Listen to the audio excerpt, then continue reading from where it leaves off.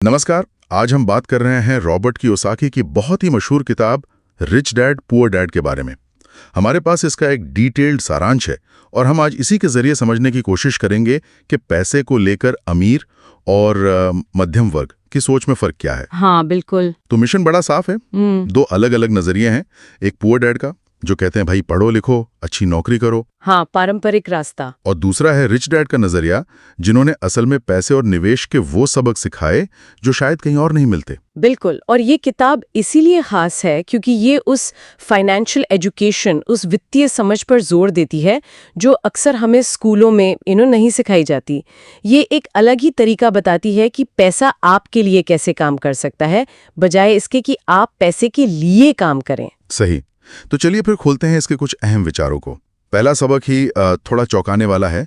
अमीर पैसे के लिए काम नहीं करते। हाँ। रिच डैड ने रॉबर्ट को बचपन में सिर्फ 10 सेंट प्रति घंटे पर काम करने को कहा था।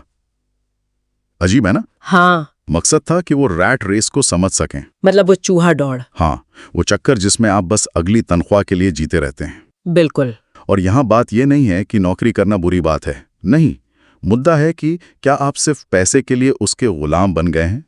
रिच डैड का कहना था कि ऐसे मौके ढूंढो, ऐसा सिस्टम बनाओ जहां आपका पैसा, मतलब सोते हुए भी आपके लिए और पैसा बना रहा हो। असली आजादी वहीं से शुरू होती है। और यहीं पर वित्तीय साक्षरता, मतलब फाइनेंशियल लिटरेसी की बात आती है। हाँ, बहुत जरूरी है। पुअर डैड कहते थे अच्छी पढ़ाई करो, नौकरी पाओ, लेकिन रिच डैड वो कहते थे पैसे को समझो, ये काम कैसे करता है ये सीखो। और सच कहूं तो यही वो समझ की कमी है जिसके कारण कई लोग अच्छी खासी कमाई के बावजूद आर्थिक रूप से संघर्ष करते रहते हैं। असली दौलत आपका बैंक बैलेंस नहीं, बल्कि आपका वित्तीय ज्ञान है। पैसा तो आता जाता है ना?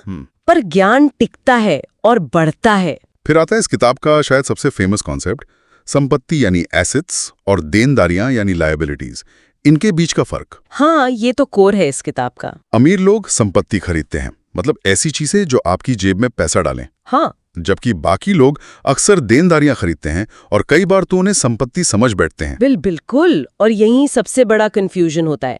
संपत्ति वो है जो आपको कमा कर दे, जैसे किराए पर दिया घर, स्टॉक मार्केट में निवेश, कोई बिजनेस जिससे मुनाफा आ रहा हो। अच्छा, तो जैसे अपना घर, हम सब सोचते हैं ये हमारी सबसे बड़ी संपत्ति है, पर किताब के हिसाब से अगर उस पर लोन चल रहा है, टैक्स जा रहा है, मेंटेनेंस लग रहा है, मतलब वो जेब से पैसा निकाल रहा है। हाँ। तो उस लिहाज से तो वो एक देनदारी हुई। हाँ, कियोसाकी के नजरिए से बिल्कुल। देखिए, घर से हमारा एक भावनात्मक जुड़ाव होता है, वो अलग बात है। सही। लेकिन अगर हम सिर्फ फाइनेंशियल एंगल से देखें तो जो चीज आपकी जेब से पैसा निकाल रही है वो देनदारी है। जब तक आपकी संपत्ति से आने वाली इनकम आपके खर्चों से ज्यादा नहीं हो जाती, आप सच में आर्थिक रूप से स्वतंत्र नहीं हैं। और यही देनदारियां हमें उस रैट रेस में फंसाए रखती हैं। अच्छा, अगला पॉइंट भी दिलचस्प है, अपने काम से काम रखो या माइंड योर ओन बिजनेस। इसका मतलब क्या समझे, नौकरी छोड़ दें? नहीं, ऐसा नहीं।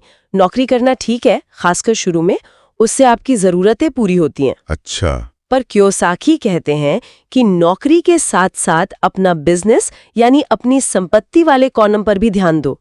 ये अपना कोई साइड बिजनेस शुरू करना हो सकता है, या फिर stock market, real estate, bonds, किसी भी ऐसी चीज में निवेश करना जो आपके बिना वहां मौजूद रहे भी आपको कमा कर दे। मतलब पैसिव इनकम के स्रोत बनाना। बिल्कुल, आय के ऐसे स्रोत जहां आपकी एक्टिव भागीदारी जरूरी ना हो। और एक और बात जो रिच डैड सिखाते हैं, अमीर लोग डरते नहीं बल्कि मुश्किलों में, संकट में अवसर देखते हैं। जैसे मंदी आई तो सस्ती संपत्ति खरीद ली। हाँ। वो डर, शक, आलस, इन चीजों को हावी नहीं होने देते। ये बहुत ही क्या कहते हैं अहम नुक्ता है। डर कि कहीं पैसा डूब ना जाए, संदेह कि क्या मैं ये कर पाऊंगा, आलस, छोड़ो यार कौन मेहनत करे, और बुरी आदतें जैसे फिजूल खर्ची। हाँ, ये सब मानसिक बाधाएं हैं जो हमें अमीर बनने से रोकती हैं। किताब कहती है कि इन पर काबू पाना बहुत जरूरी है। और हाँ, असफलता से डरना नहीं है, उसे सीखने का एक हिस्सा मानना है। एडिसन ने बल्ब बनाने से पहले 1000 बार कोशिश की थी, है ना? हाँ, सुना है। कर्नल सैंडर्स को उनकी चिकन रेसिपी के लिए कितनी बार ना सुनना पड़ा था। जरूरी ये है कि आप गिरें पर उठकर उससे सीखें और आगे बढ़ें। तो कुल मिलाकर अगर हम देखें, रिच डैड पुअर डैड हमें पैसे के पीछे भागने वाली सोच से निकालकर उसे अपने लिए काम पर लगाने की तरफ मोड़ती है। हाँ, संपत्ति बनाने पर फोकस। बिल्कुल, संपत्ति बनाना, लगातार सीखते रहना और आर्थिक रूप से स्वतंत्र बनना। शायद सबसे बड़ा सबक यही है कि असली आज़ादी तनख्वाह के साइज से नहीं, आपकी संपत्ति से आती है। सही कहा। और जाते जाते सुनने वालों के लिए एक विचार छोड़ जाते हैं, जो पारंपरिक सोच हमें सिखाई गई है उसे चुनौती देना जरूरी है। तो आज इस बातचीत से प्रेरणा लेकर अपनी वित्तीय समझ को बेहतर बनाने के लिए वो एक छोटा सा पहला कदम क्या हो सकता है जो उठाया जा सकता है, सोचिएगा जरूर।